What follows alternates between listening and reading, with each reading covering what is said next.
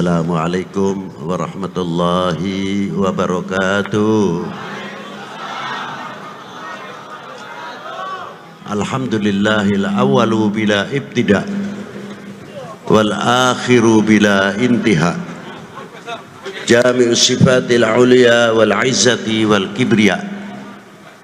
Wassalatu wassalamu ala imami ahli sofai wal wafa, qutbil anbiya wal awliya, sayyidina wa maulana Muhammadin khairid dawa likulli saqamin wada, rahmatan wa shifa fi sirri wal jila, wa ala alihi wa sahbihi ma damatil ard was sama amma ba'du.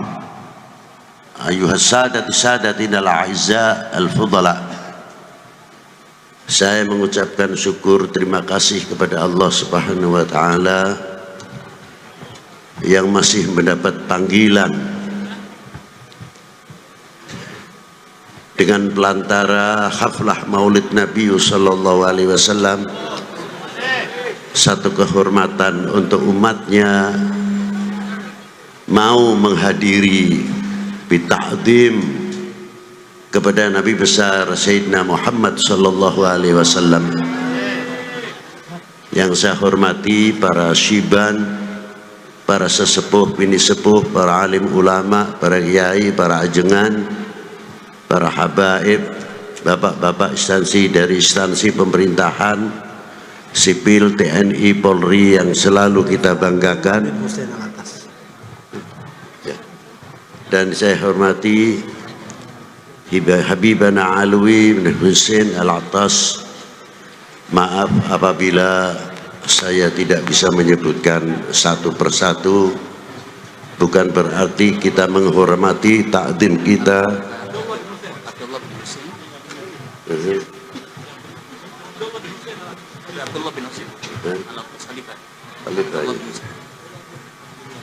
Ya. Tidak berarti mengurangi hormat takdim kita kepada para beliau, dan tidak terlepas kepada pengganti atau penerus. Dengan kata lain, khalifah adalah Abdullah bin Husain Al-Attas Al-Alawi Ba'alawi Al-Alawi. Dan yang saya hormati hadirin wal hadirat rahimakumullah, majelis ini adalah majelis syukur,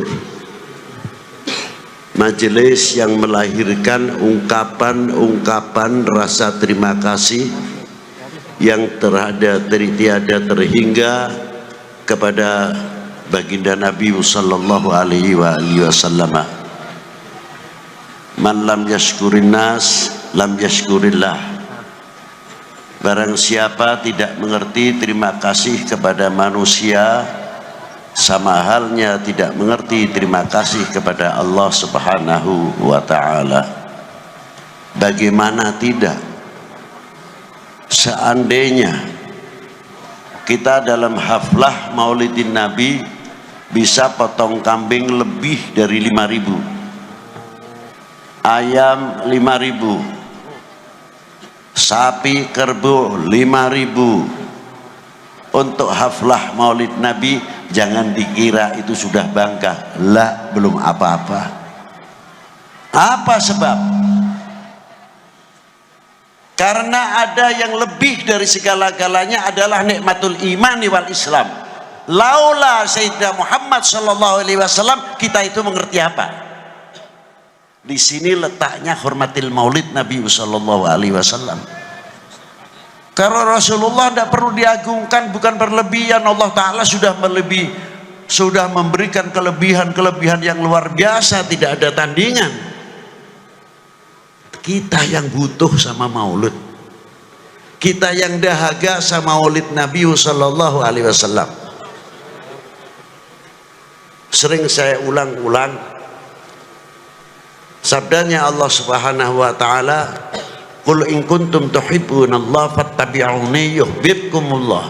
Katakanlah kekasihku, kepada umatmu bila kalian benar cinta kepada aku, yakni Allah Subhanahu wa taala. Rasulullah mendapat mandat resmi dari Allah taala dengan kalimatul mufrad, bukan kalimatul jama'. Fattabi'uni, ikutilah jejakku, ikutilah aku, yuhibbukumullah, kalian akan dicintai kepada Allah Subhanahu wa taala oleh Allah taala. Sahabat bertanya, mata aku mu'minan sadikan ya Rasulullah, sejauh mana kita dikategorikan orang yang beriman? Dijawab oleh Rasulullah, idza ahbabtallah, selagi kamu mempunyai nuktah yang mencintai kepada Allah Subhanahu wa taala.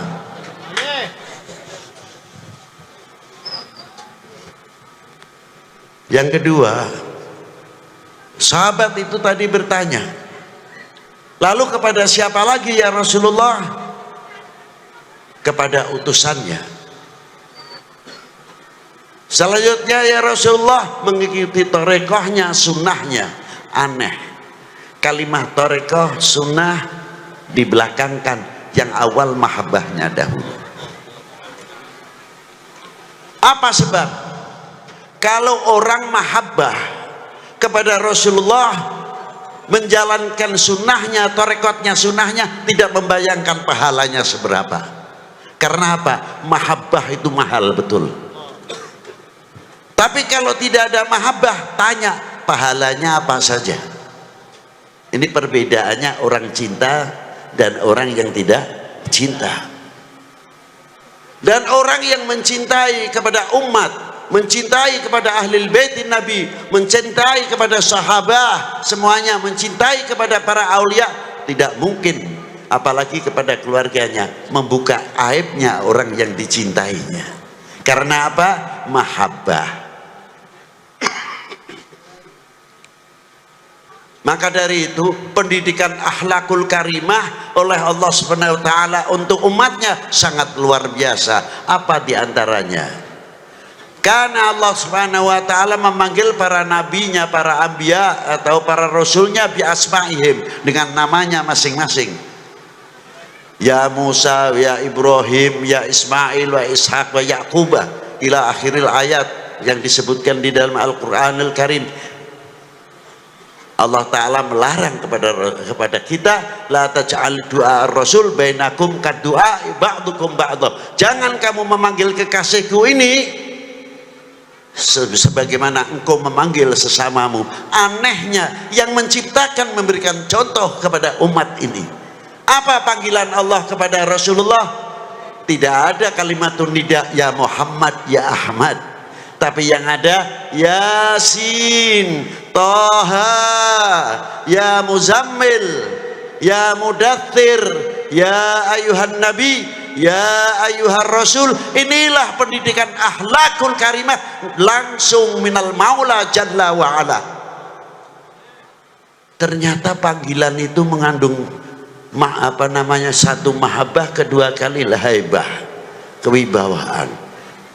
Coba kalau umat Sayyidina Muhammad SAW manggil, jangankan lagi kepada Rasulullah, terlalu tinggi. Kepada siapa? Badeka ajengan.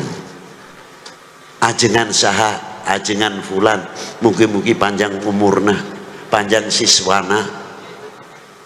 Badai angkat kemarana, ajengan fulan, disebutkan kiainya, ajengannya, bukan namanya belaka. Menambah wibawa yang memanggil. Begitu pula kita seumpamanya kepada ustadz yang mengajarkan anak-anak kita, orang yang tua padahal umurnya jauh lebih daripada ustadznya, memanggilnya apa? Ya ustadz, ya ustadz bang. Anaknya akan melihat bapaknya apa? Bapak saya saja umurnya jauh lebih tua, hormatnya kepada saya punya guru luar biasa, akan dicontoh oleh anak-anaknya. Begitu pula RT, RW apabila lingkupnya menghargai, wibawa pemerintahan setempat dari RT, RW akan terangkat. Karena apa? Rakyatnya, masyarakatnya mengerti, menghormati dengan panggilan sesuai jabatannya masing-masing. Itulah hebatnya. Maka dari itu, apabila umat ini semua mengagungkan kepada Rasulullah dengan panggilan-panggilan baginda Nabi Rasulullah sallallahu alaihi wasallam, Sayyidina wa Maulana Muhammadin. Haibatul Islam, haibatul umat Islam luar biasa, tidak akan turun. Mengapa kita haibahnya turun? Kita koreksi dan introspeksi kepada diri kita masing-masing, sejauh mana kita mahabbah kepada baginda Nabi sallallahu alaihi wasallam. Hadis ini diteruskan, di tengah-tengahnya ada kalimat wal yatawaffatun nas fil iman ala qadri tafawutihim fi mahabbati. Kadar bobot iman seseorang adalah tergantung kecintaannya kepada aku. Bila mana kecintaannya sama Rasulullah luar biasa, imannya akan semakin meningkat, menambah dan akan berkembang makrifatnya. Hadis ini bisa diputar balik oleh siapa? Oleh oknum manusia yang akan menghancurkan umat Islam khususnya dan umat beragama pada umumnya. Apa diantaranya ditafsirkan? Oh, kalau begitu, kalau menghancurkan umat Islam, kalau menghancurkan umat beragama, jauhkan kepercayaannya masyarakat, kepercayaannya umat ini kepada nabinya, kepada ulamanya, kepada habaibnya, kepada tokoh-tokoh dunia Islam, supaya jauh. Apabila ini sudah terjadi, maka umat Islam akan mudah dihancurkan. Yang kedua, ditafsirkan bagaimana caranya untuk menghancurkan pemerintah. Bagaimana cara menghancurkan tidak percaya kepada TNI Polri-nya?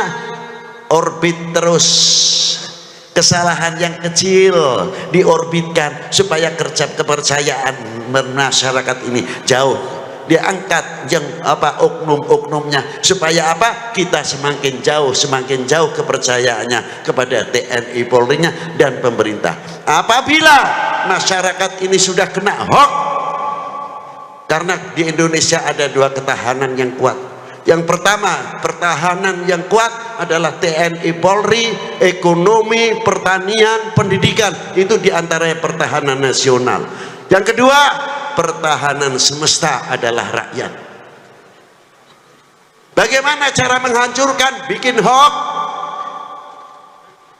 buka aib-aib, kesalahan-kesalahan kalau tahu ada, sekecil apapun. Biar habaib dengan habaib tarung, habaib tidak percaya dengan warga Nahdlatul Ulama atau Nahdlatul Ulamanya, biar Nahdlatul Ulama tidak suka kepada Ahlul Bait, antar kiai dengan kiai. 8 tahun yang lalu sudah pernah saya ingatkan. Apa yang terjadi? Arahnya kemana? Arahnya supaya Indonesia chaos, supaya kita tidak percaya, sehingga kita sesama kita tarung baku hantam, sehingga Indonesia tidak bisa akan maju. Selalu begitu yang diharapkan, sehingga Indonesia pecah-pecah. Wahai bangsaku yang kubanggakan, relakah negerimu terpecah belah? Jawab yang keras. Wahai bangsaku yang kubanggakan, relakah negerimu terpecah belah? Relakah para habaib dipecah belah? Relakah para ulama dipecah belah? Relakah negeri ini dipecah belah? Relakah TNI Polri dengan masyarakat dipecah belah? Itu ya yang paling istimewa. Berarti benteng-benteng Indonesia ada di pundak kalian, tanggung jawab ke depan. Jangan bikin malu para ulama-ulama mutaqaddimin yang ikut andil besar menegakkan merah putih kembali dan dakwatul Islam yang luar biasa. Di zaman Wali IX sebelumnya berhadapan dengan Portugis, di zaman Sultan Agung berhadapan dengan VOC, dan sampai ke Diponegoro Kiai Mojo kita pernah andil opo, pernah andil naon nanti teh. Hari merah putih mah tinggal nang tunggai. Tapi sing abdi lah mau ditanyakan pernah andil naon, manggil bambu runcing pernah can. Ah can cina, ngiring mah pernah di mana? Karnaval cina. Pakai bambu runcing, kaosnya pas can berem-berem gitu, sampai ketinggal darah gitu. Yo cek aing cina mah gitu. Maaf bahasa Inggris sebentar. Itulah diantaranya. Karena apa? negara kita, bangsa kita, umat Islam khususnya di Indonesia mempunyai amanah yang luar biasa dari Allah Subhanahu wa taala. Apa amanah tersebut? Tanah air ini pemberian Allah untuk bangsa Indonesia. Siapa lagi kalau bukan kita yang menjaga keutuhannya? Betul? Sehelai rumput yang kering, sebutir pasir Indonesia, kehormatan taruhannya. Betul? Assalamualaikum warahmatullahi wabarakatuh.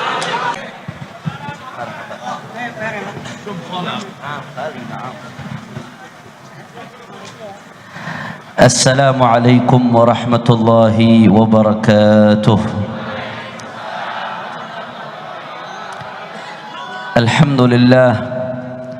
Alhamdulillahi rabbil alamin wa bihi nasta'in ala umuri dunya waddin. Allahumma fassalli wa sallim wa barik wa karrim wa majjid wa 'azzim على سيدنا وحبيبنا وشفيعنا ونور قلوبنا محمد الفاتح لما أغلق والخاتم لما سبق ناصر الحق بالحق والهادي إلى الصراط المستقيم وعلى آله وصحبه حق قدره ومقداره العظيم يا فتاح يا عليم. أما بعد. Para alim ulama, para habaib, para kiai, para ajengan, para sesepuh, para tokoh masyarakat, wabil khusus kepada Al-Khalifah Al-Habib Abdullah bin Hussein Ibn Al-Imam Al-Qutub Abdullah bin Muhsin Al-Attas, juga orang-orang tua kita Al-Habib Ahmad bin Muhammad Al-Attas, Al-Habib Hasan bin Abdul Qadir, Al-Habib Mustafa Al-Idrus, Al-Habib Bakar Maulad Dawida, dan semuanya tidak saya sebutkan satu persatu tanpa mengurangi rasa hormat saya kepada beliau-beliau semua. Kita doakan mudah-mudahan para ulama, para habaib, para kiai, para ajengan-ajengan kita Allah panjangkan umurnya, Allah sehatkan badannya, Allah jaga zahir batinnya, Allah menangkan perjuangannya. Amin ya rabbal.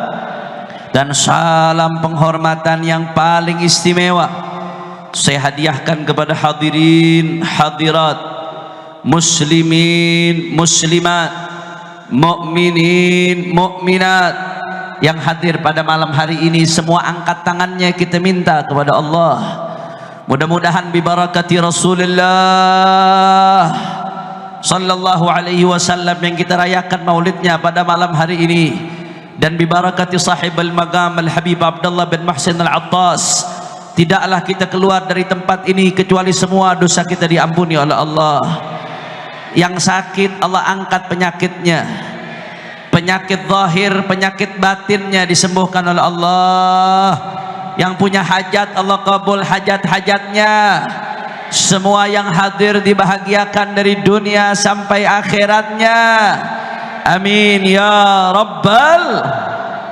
Ahiba'il kiram, alhamdulillah pada malam hari ini di tempat yang mulia dan penuh keberkahan ini kita sama-sama berkumpul tidak lain dan tidak bukan di dalam rangka memperingati maulid agung baginda Nabi besar Muhammad sallallahu alaihi wasallam. Saudara, Nabi yang kita rayakan maulidnya pada malam hari ini adalah Nabi yang Allah firmankan dalam Al-Quran, faqala ta'ala a'udhu billahi minasyaitanir rajim, bismillahirrahmanirrahim, alif lam ra, kitabun anzalnahu ilaika litukhrijan nasa minadh dhulumati ilan nur. Sadaqallahul azim. Apa kata Allah dalam Al-Quran, saudara? Alif lam ra. Alif lam ra ini cara mengartikannya sama seperti alif lam mim, sama seperti yasin, sama seperti hamim ain sin qaf dan lain sebagainya. Al-ahruful muqatta'ah fi awailis suwar, kata ulama termasuk kategori mutasyabihat. Maka kalau ngikutin madhab salaf tafwid, maka yang tahu maknanya cuma Allah subhanahu Makanya penafsiran ulama wallahu a'lamu bimuradihi. Kemudian Allah katakan kitabun, ini Al-Quran adalah kitab anzalnahu, yang kami turunkan kitab tersebut ilaika kepadamu wahai Muhammad. Ini kok yang sholawat dikit nih saudara, padahal tadi udah diingetin nama Habib Taufik, wahai Muhammad. Untuk apa Allah turunkan Al-Quran kepada Nabi saudara? Untuk apa Allah utus Nabi? Untuk apa Allah wahyukan kepada Nabi? Litukhrijan nasa minadh-dhulumati, untuk Nabi keluarkan manusia dari kegelapan kepada terang benderang saudara. Min dhulumati syirki ila nuril iman, dari kegelapan kesyirikan kepada cahaya iman. Sebelum Nabi Muhammad diutus saudara, berapa banyak manusia yang nyembah berhala saudara.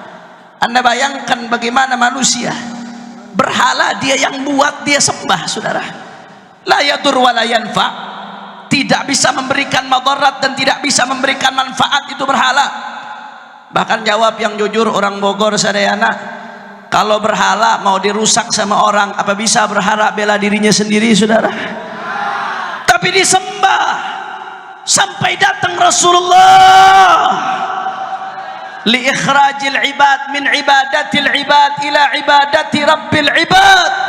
Nabi datang mengeluarkan manusia dari menyembah kepada sesama hamba kepada menyembah kepada Tuhannya, pencipta hamba-hamba Allah subhanahu.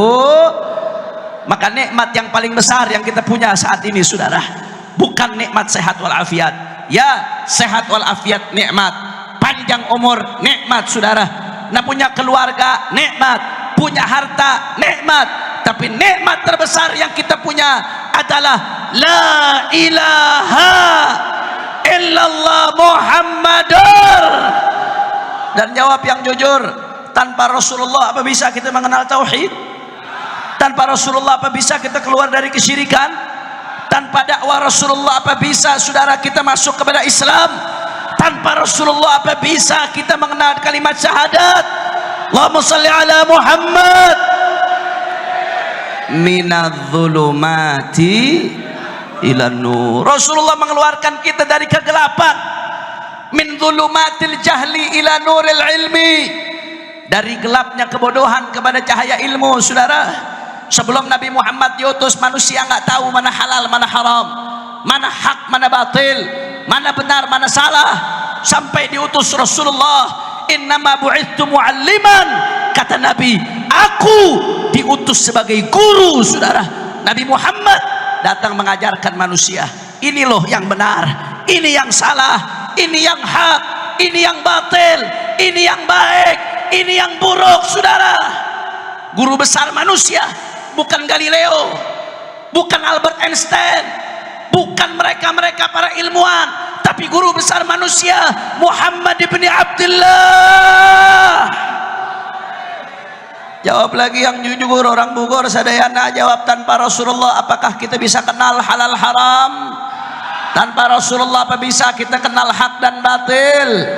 Tanpa Rasulullah apa bisa kita tahu benar dan salah? Tanpa Rasulullah apa tahu kita sholat? Tanpa Rasulullah apa tahu kita zakat? Tanpa Rasulullah apa tahu kita yang baik dan yang buruk? Takbir, sallu ala nabi. Minadh-dhulumati ila nur. Nabi ngeluarin kita dari kegelapan kepada cahaya saudara. Min dhulumatil jahiliyati ila nuril Islam, dari gelapnya jahiliyah kepada cahaya Islam. Masya Allah, kalau kita mau bicara bagaimana Rasulullah mengeluarkan manusia dari kegelapan jahiliyah kepada cahaya Islam, panjang saudara, nggak bakal beres kita cerita. Saya kasih contoh sederhana saja, singkat saja, bagaimana kaum wanita yang begitu banyak hadir di sini. Mudah-mudahan semuanya jadi wanita-wanita salehah berkat Habib Abdullah bin Muhsin Al-Attas. Saudara, sebelum Nabi Muhammad diutus, yang namanya kaum perempuan dihinakan saudara. Kaum perempuan diinjak-injak, kaum perempuan bahkan dianggap aib. Allah ceritakan dalam Al-Quran, fa idza busyira ahaduhum bil untha dhalla wajhuhu muswadda wa huwa kadhim. Itu orang-orang Arab jahiliyah dulu saudara. Orang Arab jahiliyah kalau dapat kabar anak perempuan punya anak perempuan, marah luar biasa. Bukannya senang, marah.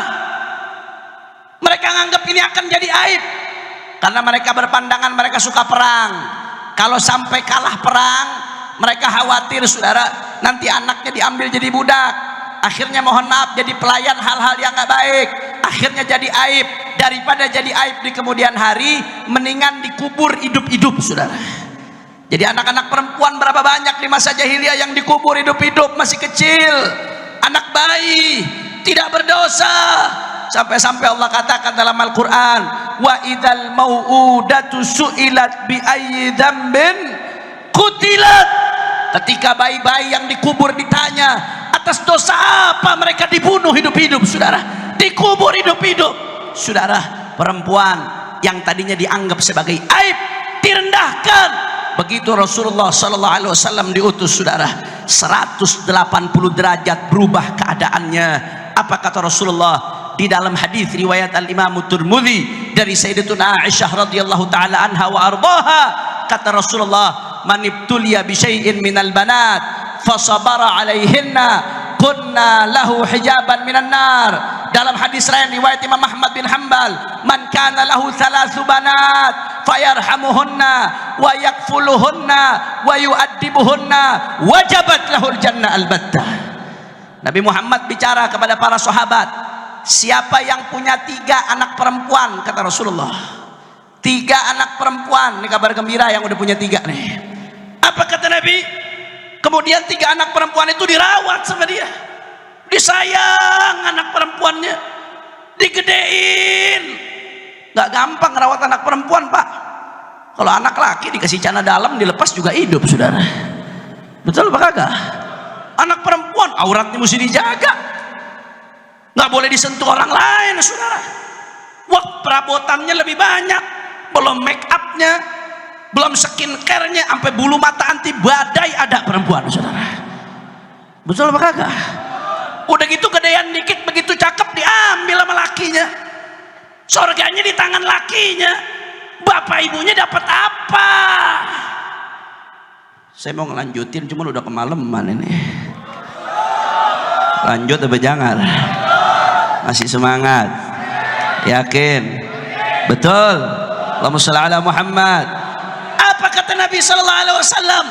Yang tadinya perempuan dihinakan di kaum jahiliyah, dianggap sebagai aib saudara, tapi Nabi kasih kabar gembira, siapa yang punya 3 anak perempuan, dirawat, disayang, dibesarkan, dijaga auratnya, dijaga kehormatannya, wajabat lahul jannah, wajib baginya masuk surga saudara.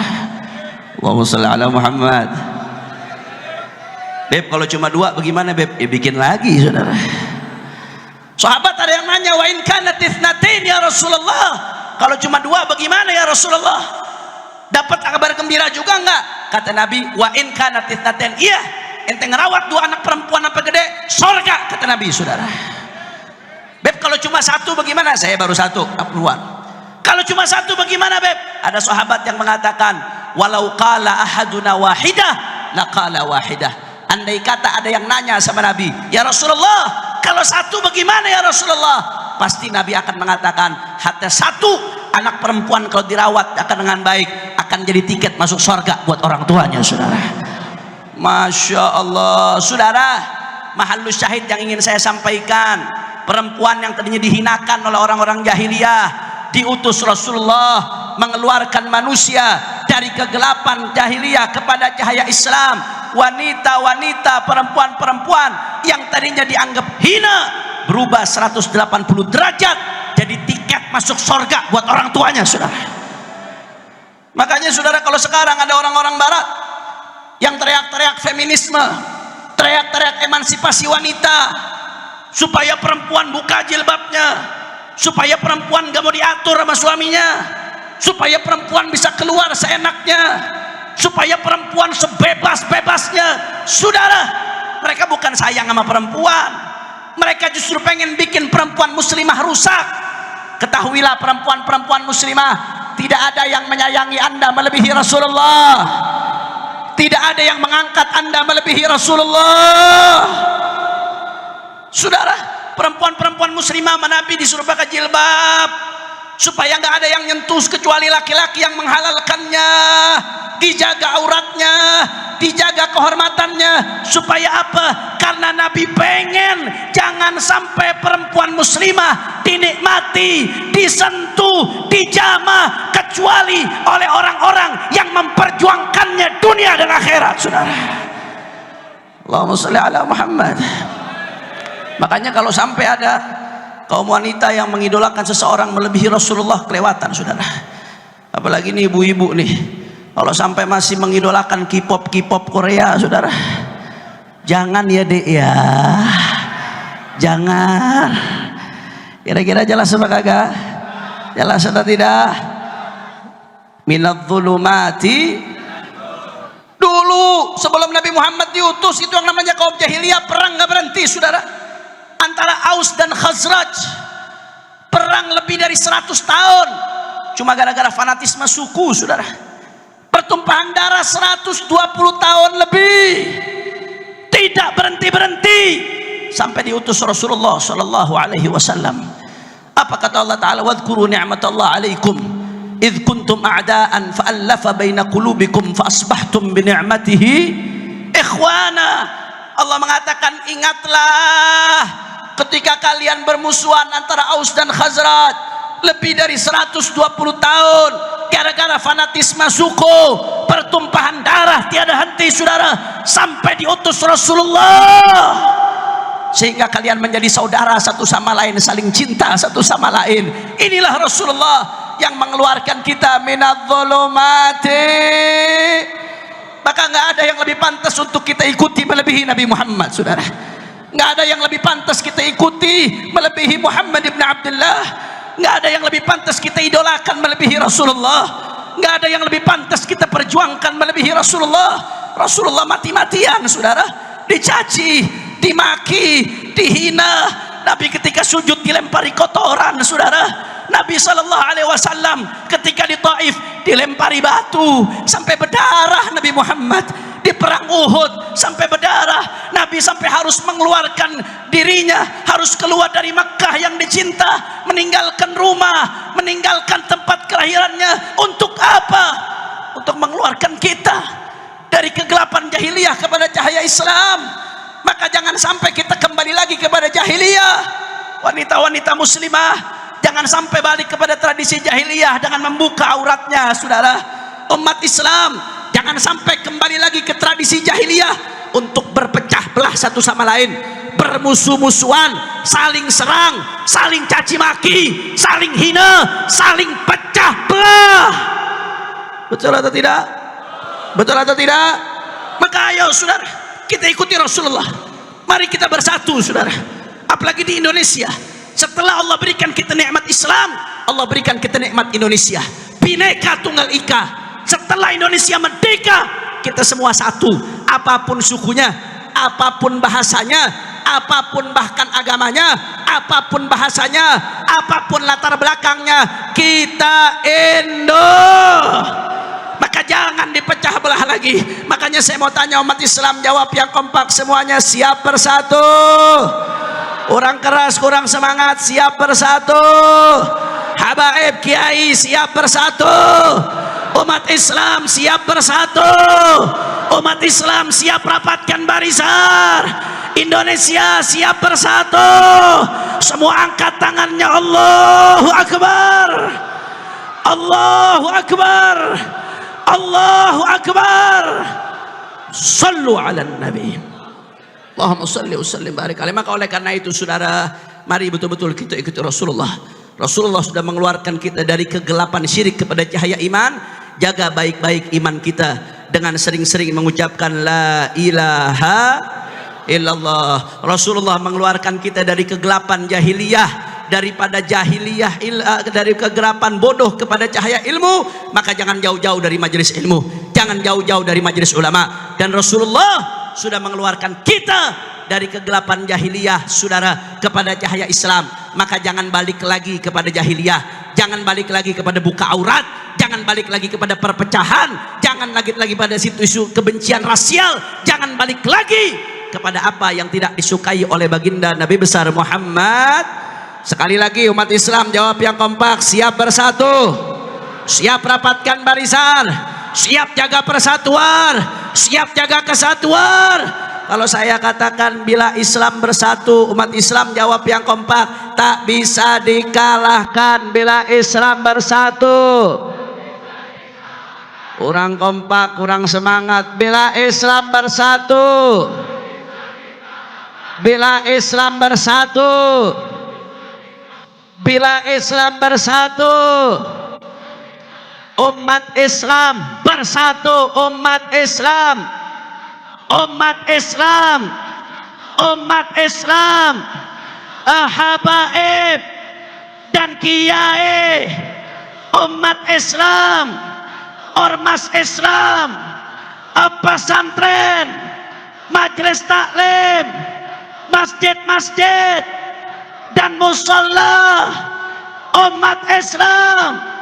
Allahu Akbar, Allahu Akbar, Allahu Akbar. Sallu ala Nabi. Ini saja yang saya sampaikan. Mudah-mudahan yang saya sampaikan ini bisa bermanfaat. Dan terakhir, jangan lupa kita doain mudah-mudahan berkah Rasulullah dan berkah sahibul maqam, saudara-saudara kita di Palestina diberikan kemenangan oleh Allah, saudara. Ini udah hampir setahun. 7 Oktober ini 1 tahun, saudara. 1 tahun, saudara. Saudara kita di Palestina, di Gaza, berapa puluh ribu perempuan yang dibunuh, berapa puluh ribu anak-anak kecil yang dibunuh, sampai hari ini masih terus berlanjut. Orang-orang Gaza yang mereka, saudara, jumlahnya jutaan, lebih dari 1 juta orang, udah nggak tinggal di rumahnya. Mereka tinggal di tenda-tenda. Panas, sangat panas, dingin, sangat dingin. Air susah, listrik susah, saudara. Urusan Gaza belum selesai. Kemarin Ismail Haniyah baru meninggal dunia, wafat. Sekarang Libanon lagi, saudara. Yaman juga luar biasa, Masya Allah. Maka kita berharap mudah-mudahan barakah Rasulullah. Kita tawassul barakah Rasulullah. Mudah-mudahan Palestina diberikan kemenangan oleh Allah. Gaza diberikan kemenangan oleh Allah. Israel dihancurkan oleh Allah. Israel dihancurkan oleh Allah. Israel dihancurkan oleh Allah. Amin ya Rabbal. Maka jangan berhenti, doanya jangan berhenti, boikotnya jangan berhenti, nge-share berita-berita yang dukung mereka jangan berhenti. Saudara kita masih dibantai, kita nggak boleh berhenti untuk berjuang sama mereka. Betul? Ini saja yang saya sampaikan. Lebih kurangnya mohon maaf, dan kita doain mudah-mudahan Al-Khalifah Al-Habib Abdullah bin Husain Al-Attas, Allah kasih panjang umur, sehat walafiat, diangkat penyakitnya, dijaga zahir batinnya. Ala hadhihi niyah wa likulli niyatin salihah wa ila ruhil Habib Abdullah bin Husain Al-Attas wal Habib Ali bin Tahir wa man fi turbatuh wa ila hadratin Nabi Muhammad